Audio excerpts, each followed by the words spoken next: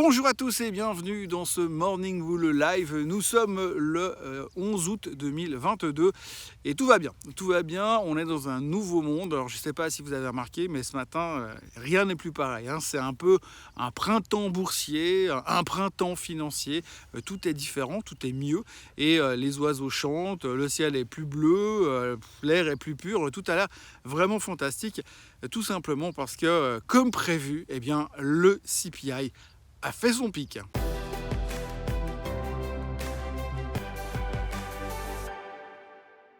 Alors aujourd'hui, je pourrais vous parler largement du rebond massif dans tout ce qui est croissance.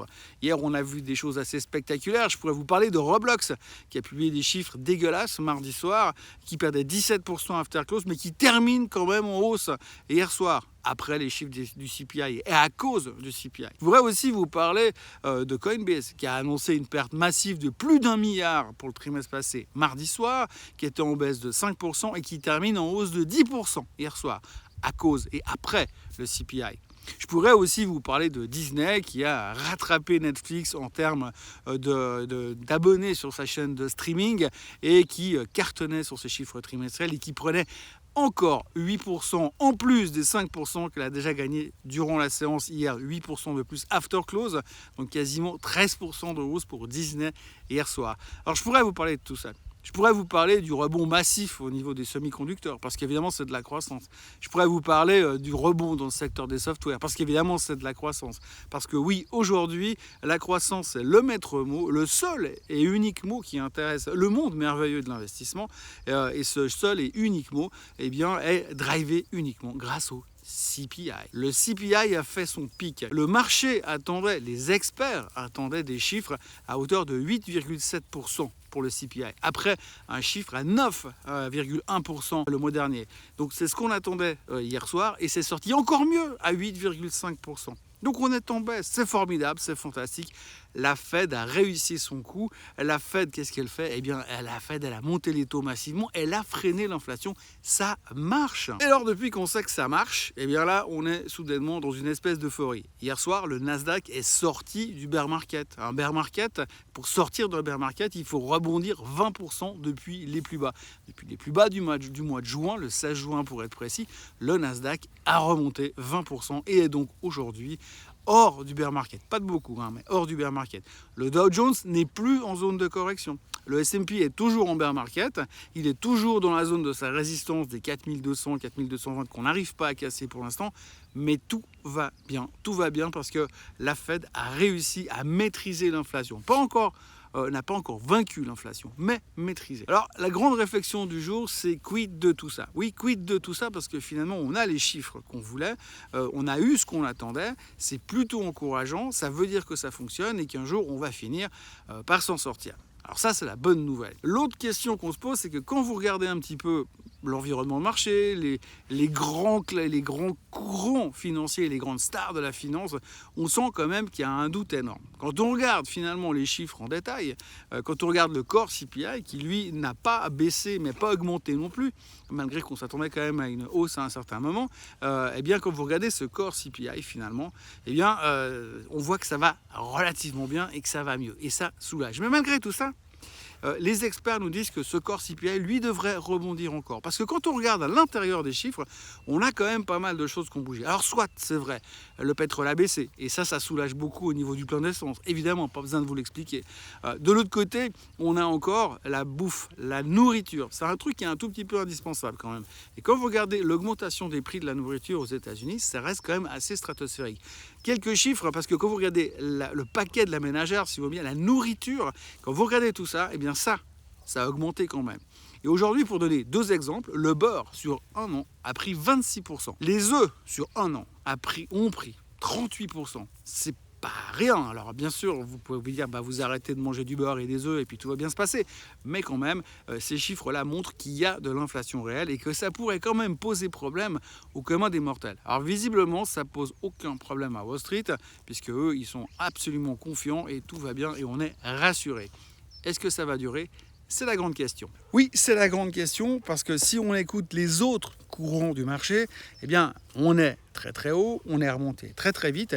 Et si on regarde un petit peu les bases historiques, eh bien, il faut quand même se méfier. Se méfier parce que quand on regarde l'histoire, si vous vous souvenez pour ceux qui étaient là en 2000 ou ceux qui étaient là en 2008-2009 ou ceux qui étaient là en 2008-2009 et en 2000, eh bien, à chaque fois, on a eu ce point bas, un rebond massif de 20-25%, puis ensuite une nouvelle correction massive pour retourner faire un nouveau point bas avant finalement de faire ce final point bas et pour pouvoir reconstruire derrière.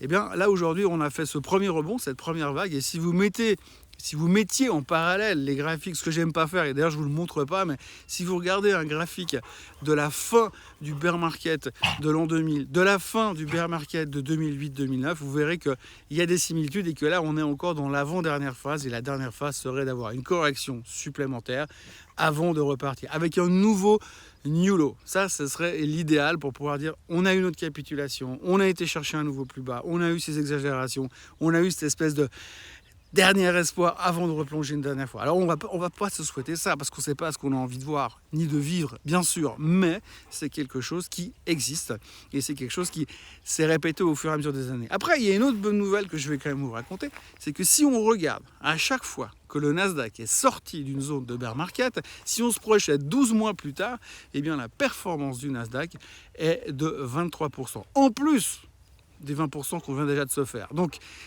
c'est plutôt encourageant, mais en même temps, on sent quand même qu'il y a 2-3 points qui bloquent à droite à gauche. Donc voilà, aujourd'hui, on se retrouve avec des bons chiffres du CPI. C'est ce qu'on espérait, c'est ce qu'on voulait et c'est ce qu'on a eu. Donc ça, c'est la bonne nouvelle et on ne va pas se gâcher le plaisir. Les marchés ont rebondi massivement hier soir, un peu partout dans le monde. Et puis ce matin, on est toujours en hausse et toujours relativement encouragé, mais on a quand même 2-3 doutes. Et finalement, c'est un petit peu ça qu'il va falloir gérer comme inquiétude ces prochains temps. C'est est-ce que ces doutes sont justifiés ou est-ce que finalement on est en train de rater le train parce qu'il y a quelque chose qui est en train de se passer de monumental. Alors il ne faut juste pas oublier quand même qu'il y a toujours une guerre en Ukraine, que la Chine est toujours en phase de ralentissement, qu'on a eu des chiffres inflationnistes en Chine pas plus tard qu'il y a 2 jours qui étaient plutôt inquiétants, que le pétrole est quand même pas très cher et que si on écoute les experts, eh ben, il n'a pas fini de monter, le pétrole il pourrait bien remonter encore une fois. Qu'effectivement la réalité de la bouffe est quand même un problème, que les loyers sont en train de monter verticalement aux États-Unis. Donc il y a quand même pas mal de choses qui bug un petit peu à droite à gauche, même si aujourd'hui le seul chiffre qui nous intéressait aurait été une réussite totale, un succès fabuleux. J'ai envie de dire pourvu que ça dure, mais en fait on a quand même tous l'impression qu'au fond de nous, eh ben, ça sera peut-être pas forcément aussi simple. Donc voilà, aujourd'hui ce serait vraiment compliqué de prendre une position et de dire ok je pense que ça va se péter la figure ou ça va rebondir. On a quand même l'impression qu'on est arrivé un petit peu au bout de tout. Alors maintenant le scénario suivant c'est quoi? Qu'est-ce qu'il faut attendre? Eh bien on va devoir parler des prochaines semaines parce que du coup on n'a plus de non-farm payroll avant début septembre, on n'a plus de chiffre du CPI avant début septembre et on aura le prochain meeting de la Fed le 20 et le 21 septembre. Ça fait dans longtemps, ça fait dans 6 semaines. Donc il y a encore pas mal de temps à attendre et pas mal de questions à se poser entre deux. Entre deux, on a le temps de faire pas mal de choses. Donc on va se projeter, on va se poser des questions. Aujourd'hui, si vous prenez les sondages qui ont été faits hier après le CPI, vous avez déjà 60% des experts qui nous disent que probablement la Fed devrait monter moins les taux que d'habitude. D'habitude, en ce moment, l'habitude après 2 fois, c'est devenu 75 basis points. Donc on pense que ça montera moins la prochaine fois. Donc ça, c'est une super nouvelle. Mais on n'en sait rien, ça reste des experts qui font des prévisions qui marchent une fois sur deux. Et puis, en plus de ces experts, vous avez aussi les banquiers centraux qui ne sont pas tous en vacances, puisque hier, Madame Mary Daly, qui est la patronne de la Fed de San Francisco, a déclaré après les chiffres du CPI que c'était bien, mais que la bataille n'était pas encore gagnée. Donc il faudra quand même peut-être, et c'est là-dessus que je vais m'arrêter aujourd'hui, il faudra peut-être se souvenir qu'effectivement la bataille n'est peut-être pas encore gagnée. Et c'est là où il faudra se méfier de ne pas aller trop vite en besogne, sachant qu'aujourd'hui on est reparti dans une espèce d'euphorie qui a de quoi faire un tout petit peu peur par moment parce qu'on repart dans des extrêmes de nouveau, surtout sur les titres de croissance qui font relativement peur par moment. Voilà, c'est tout pour ce jeudi 11 août. Comme vous le voyez, tout va bien dans le meilleur des mondes. Le ciel est bleu, tout est clair. Le CPI était meilleur que prévu. On est heureux. Alors ne gâchons pas cette magnifique journée que je vous souhaite extraordinaire en plus du CPI. N'oubliez pas de vous abonner à la chaîne Suisse Côte en français, de liker cette vidéo et de revenir demain pour conclure cette semaine magnifique dans le monde merveilleux de la finance. Bye bye.